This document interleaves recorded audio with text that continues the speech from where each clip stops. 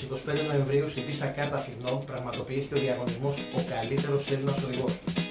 Ο διαγωνισμός αυτός πραγματοποιείται από το Autobild Ελλάς σε συνεργασία με τη Σεβελάς, την Shell και την Continental.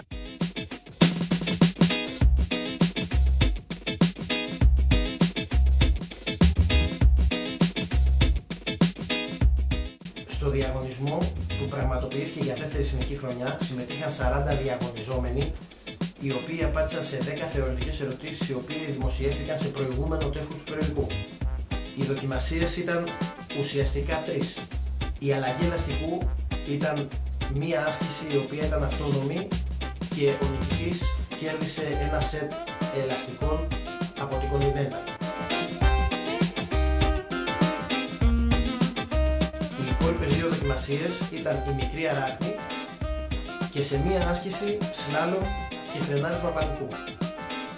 Η μικρή αράχνη είναι μια άσκηση η οποία προσομοιώνει την κίνηση στον πάγο όταν το αυτοκίνητο έχει αλυσίδες στους εμπρός τροχούς. Καταλαβαίνετε ότι η πλαγιολίσθηση είναι δεδομένη και οι εξεταζόμενοι διαγωνίζονται στον έλεγχο, στον καλό έλεγχο του αυτοκινήτου σε αυτές τις δύσκολες συνθήκες. Η άσκηση του φρεναρίσματος είναι η προσομοίωση ενός φρεναρίσματος πανικού, στην οποία οι διαγωνιζόμενοι ελέγχονται για τον τρόπο που χρησιμοποιούν το ABS. Τέλος, στο σλάλομ, οι διαγωνιζόμενοι έδειχναν τις ικανότητές τους σε διαδρομικές συνεχείς στροφές υπό την ψυχολογική πίεση του χειμώνα.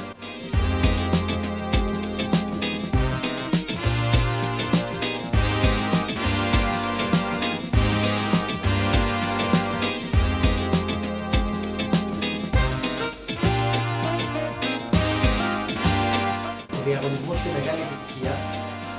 Οι διαγωνιζόμενοι έδειξαν υψηλό επίπεδο οδηγικών ικανοτήτων αλλά και τεχνικών γνώσεων, όπως απέδειξε η αλλαγή ελαστικού, και δίνουμε ραντεβού την επόμενη χρονιά.